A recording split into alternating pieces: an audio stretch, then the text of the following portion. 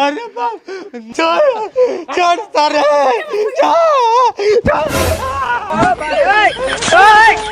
आज हमारा जीवन धन्य हो गई। अरे तुम तो लोनेबाज हो, पैसा लेके भूल जाती हो। अब हम भरब EMI, अब ई हो हमार लुगाई। चल। अरे दादा ले गए टिलिल पुक करे ले गए।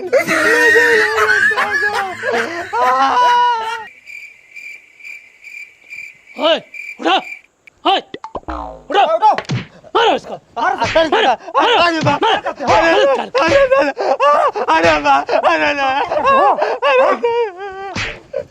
अरे साहब काबिल साहब काबिल बलात्कार करता है नाबालिग के साथ।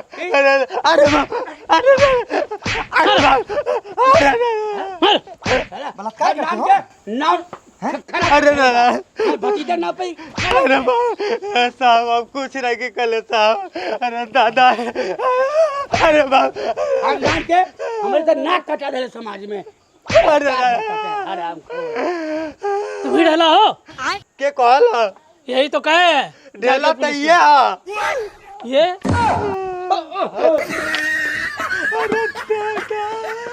अरे चाचावा तो का कीड़ा पड़ी पछिया मारे दादा हम बलात्कारी है। अरे दादा मैं बलात्कारी हूँ अन्ना पा दिया अन्ना के मैं बलात्कारी हूँ। सारे चाचावा तो का कीड़ा पड़ी पछियावा टिली लिली पुक वाला। रे दादा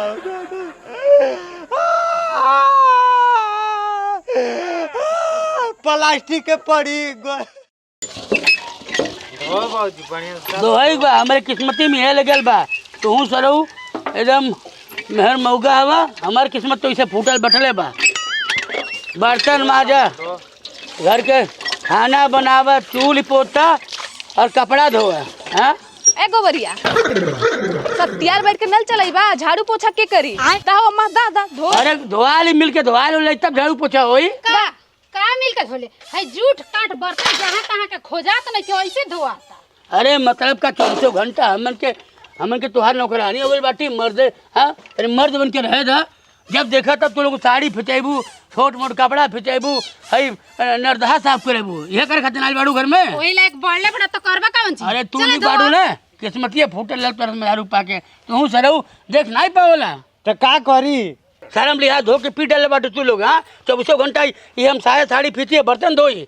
हाँ मतलब शर्म हम करी जब तोहरे जैसन ढेका मुड़ी पर बना जाई त कौन ची के साथ हम नहीं दो। तू बातों ने कटरी ना के अब नहीं दो का खेल भी बताओ। जो नहीं रहे चल दो अपने वही अपने भाई वापस करवावे। तो नहीं करबे बता। अरे हम के चपरासी समझ में बने। अरे बाप अरे बाप अरे बाप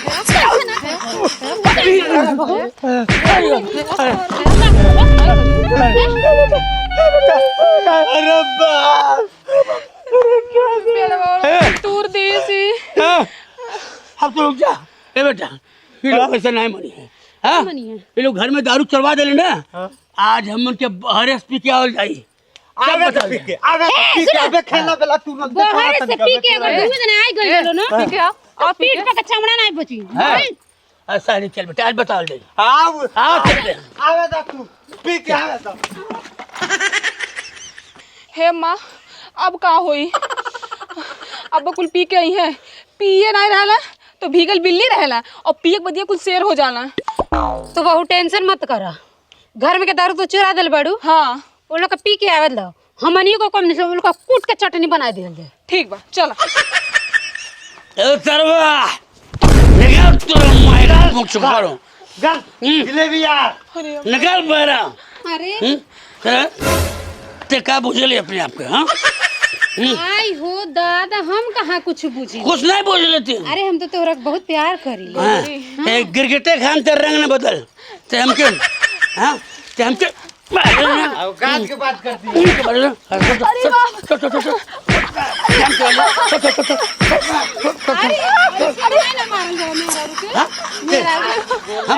हम बर्तन धोई भी कपड़ा पीछे भी हमसे थे। हाँ?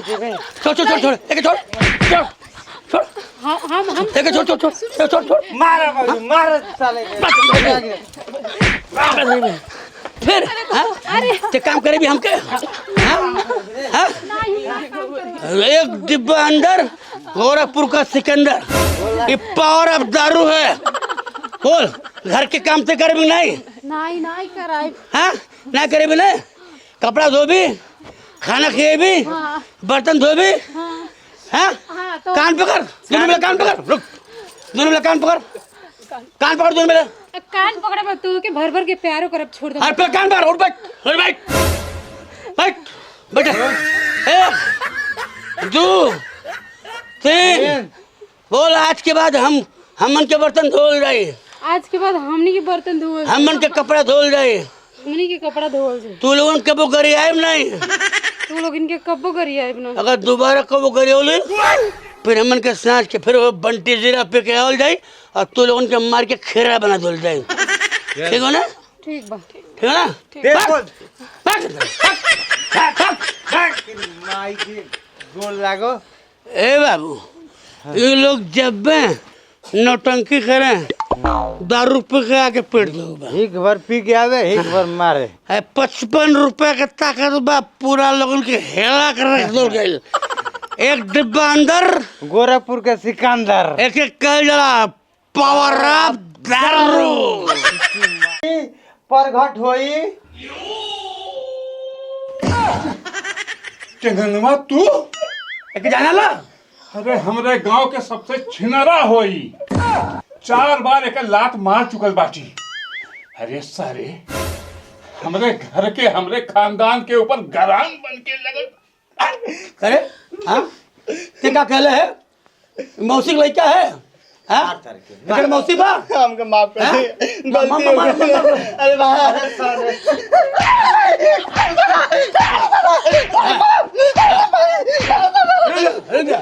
ऐसे नहीं तोहर पुलिस व्यवस्था कैले बाटी हम हमके माफ कर दे। हम माफ नहीं करब।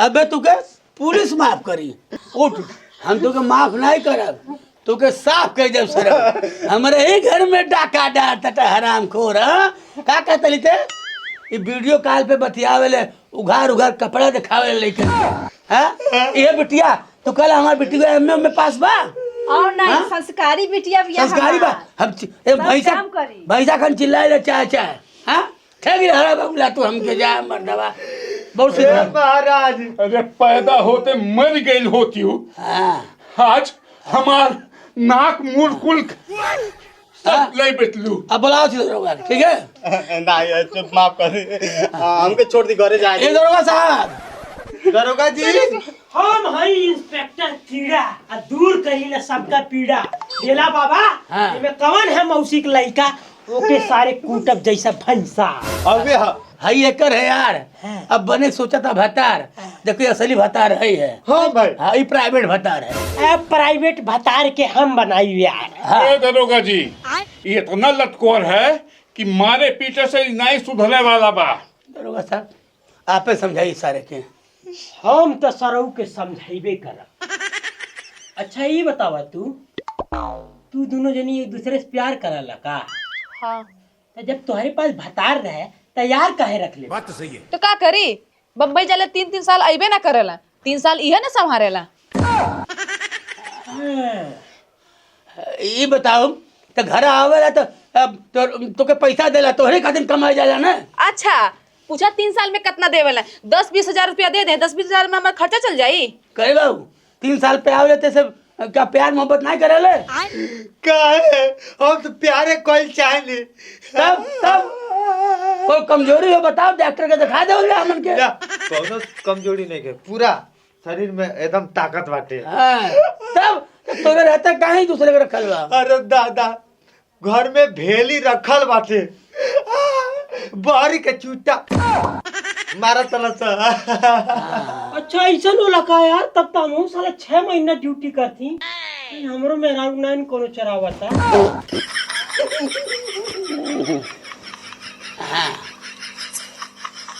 ए दांत ना चिया ये बताओ यार के साथ राबी कि भतार के साथ रहोगी? इंस्पेक्टर साहब, जब ये बम्बई चल रही हैं तब यार के साथ ही रही और जब ये आ रही है तो इनके साथ ही रही। हो देखा, दोनों हाथे में लड्डू चाहिए, यारो चाहिए, बतारो चाहिए।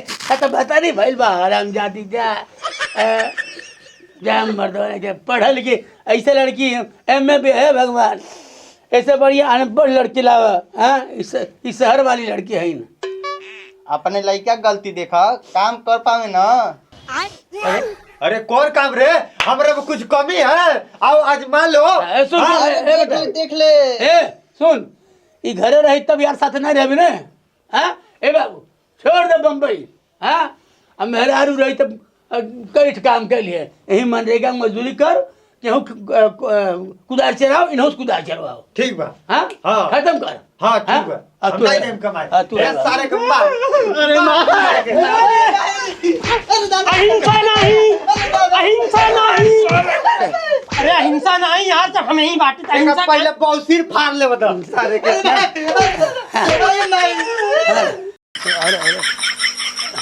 ए बगुला भैया प्रणाम। प्रणाम प्रणाम प्रणाम।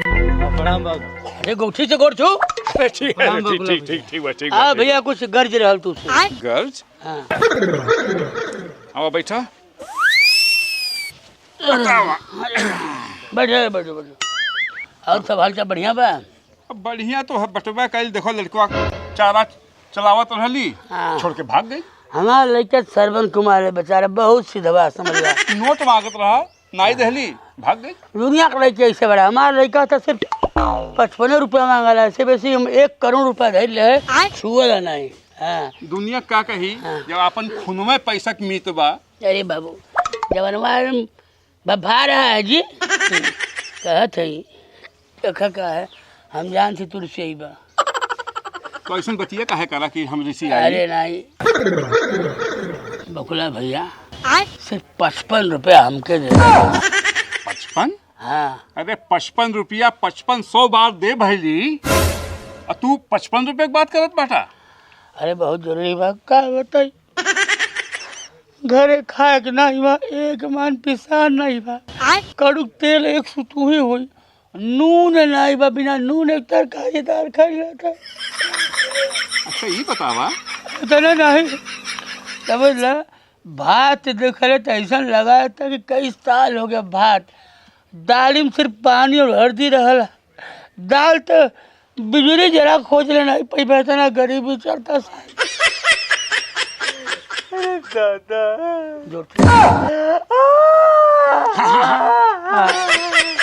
बहुत कष्ट में बा बेटा हमार।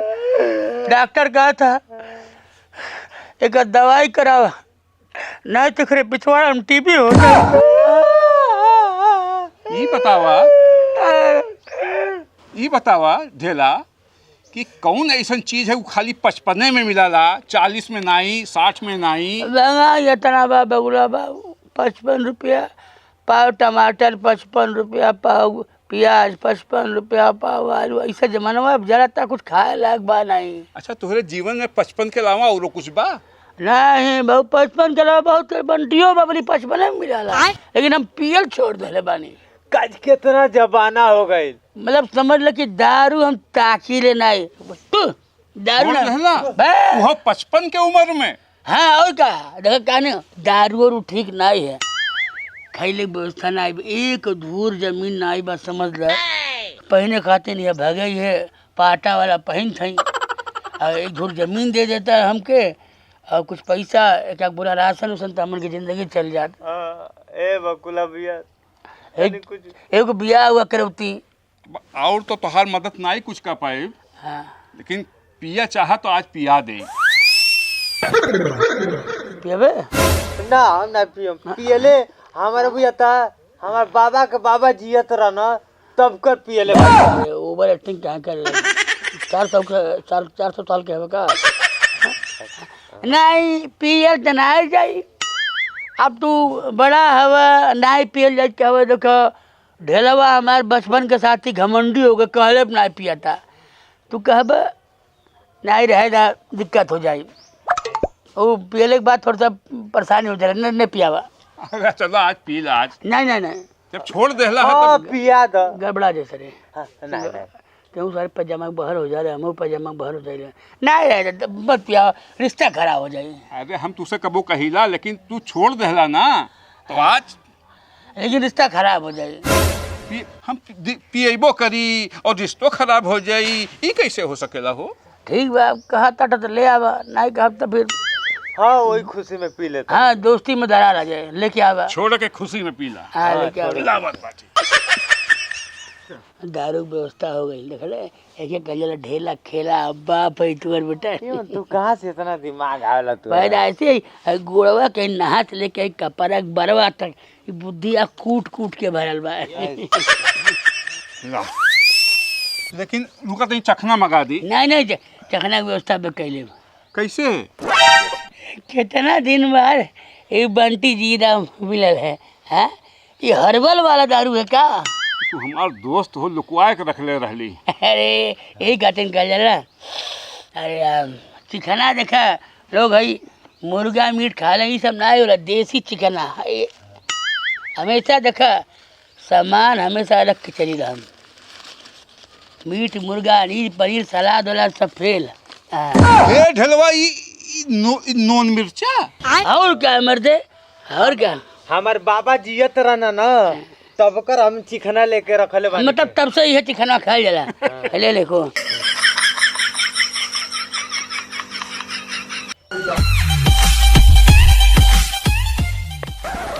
बहुत बढ़िया। तो हमारे बचपन के यार है हमारे खातिर समझ ल कि कुछ कह देते है। हाँ ले चिकन खिंचाई हो। हाँ ये कितने मिला ला 55 रुपया के।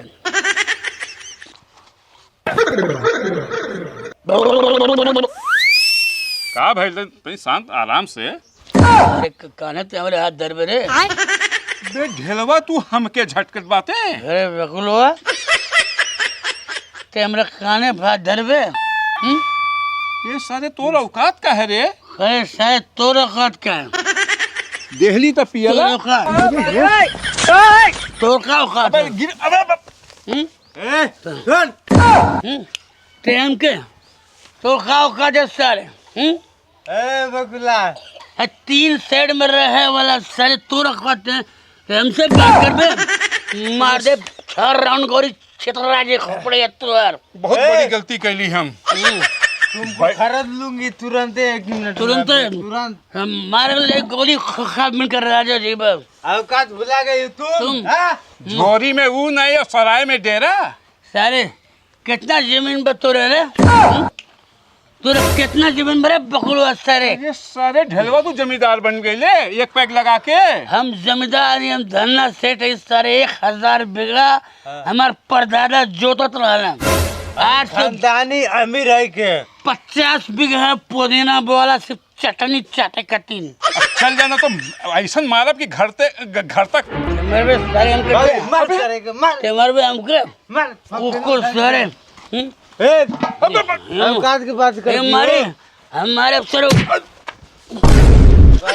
हम के अबे ठीक है तो औकात बस सारे जितना ते कमाले नहीं उतना हम दारू पी के मुँह देला। ठीक है ठीक है ठीक। अरे ढलवा हमके मारत बाटे। हमारे कहने से हाथ किसी नहीं तो औकात बा हमारे लड़के के बियाह हम बानी खानदान में हो सारे साला तो साल के बोलबे ढलवा रहे ठेकान नहीं खाए कुछ सुक्षा नहीं और 55 रुपया उधार मांगत रहे। आज इतना बड़ा जमींदार बन गई ले।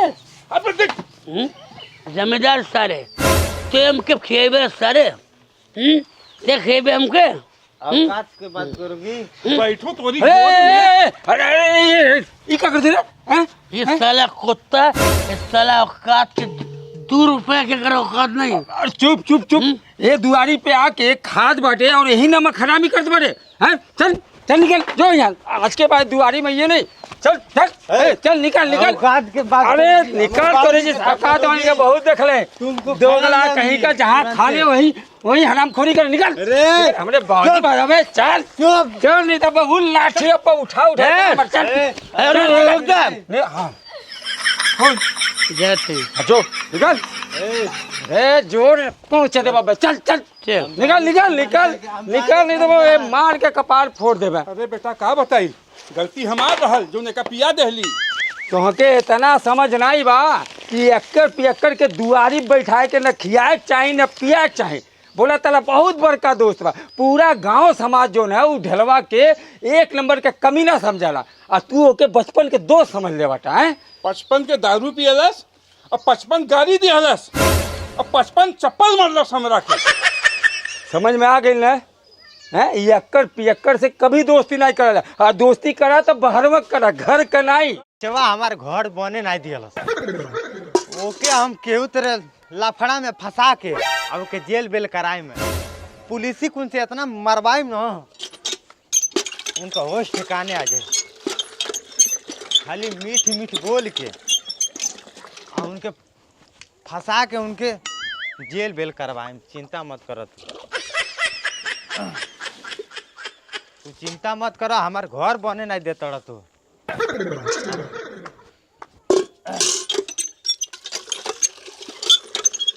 ये हमार चाचा नहीं बटे, साला दुश्मन भाई ढेलवा। क्या बता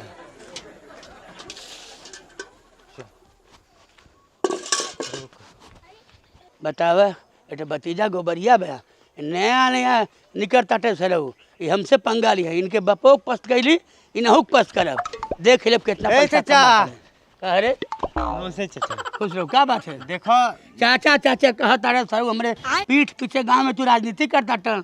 हाँ देखो चाचा, तू अपन खून हव हाँ। आ जौन झगड़ा हो गए के भुला जा, ठीक बा? हाँ। हाँ, देखो हम तोरा खातिर एगो मोबाइल लेके आइल बानी। तू हमार चाचा बा यानी हमार बापे ने सरऊ तो हमसे लगबो। मुकदमा लड़त टाटे कचहरी में, हम महीना में 2 तारीख लगतिया, हमारे खिलाफ तू मुकदमा कैले बाटा। हाँ हम तुम्हार घर रखवा दे बाटी, गाँव में घूम घूम बदनामी करता टा। अरे हाँ? जाए तो जाए तो। तू हमके मोबाइल देबा खरीद के? अरे तोर भतीजे नहीं, हाँ मुकदमा तू अपने जगह बा, चला रफा दफा हो जाई। अरे हमनी के एकता रही बनल है ना, तो केहू कुछ बेटा अंगुली नहीं दिखाई, समझ रहा? बतिया सही कहले भतीजा, लेकिन गौवा वाले मजा उठावे नहीं के क्या कि चाचा भतीजा लड़के हमारे ही में सब कुछ चाहता टे।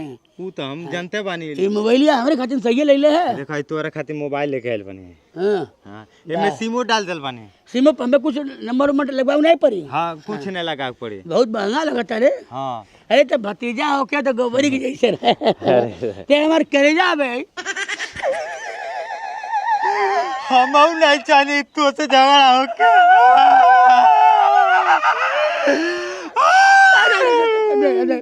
खुशी के बहाल पर रोक नहीं चाहिए, ठीक है? लड़ाई झगड़ा खत्म, हमन के एक जिस्म एक जान बन के रह जाई।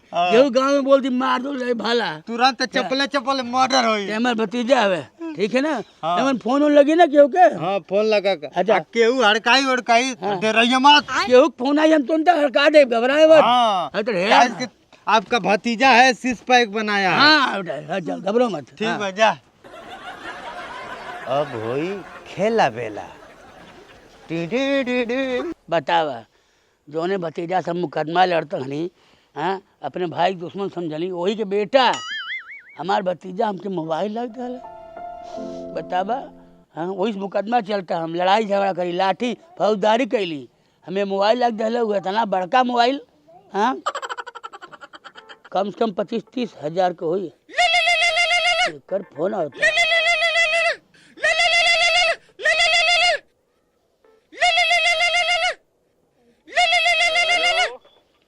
हेलो के तू कहाँ से बोला तला?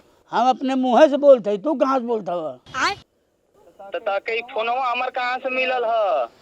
के गोबरी? गोबरी नहीं, तब के बोलते हो रे? ढकेलू। ए ढकेलू ढकेलम ने मुँह गाँव भरा जाई, बार भून फूट जाए तो है कुकुर कहीं के। ई तोर फोन रे सारे, ये हमार भतीजा दल है, हमार गोबरिया कीन के दिया है हमको, हमारा सगा, हमारा खून है, हमारा एक के खून है हम उनके।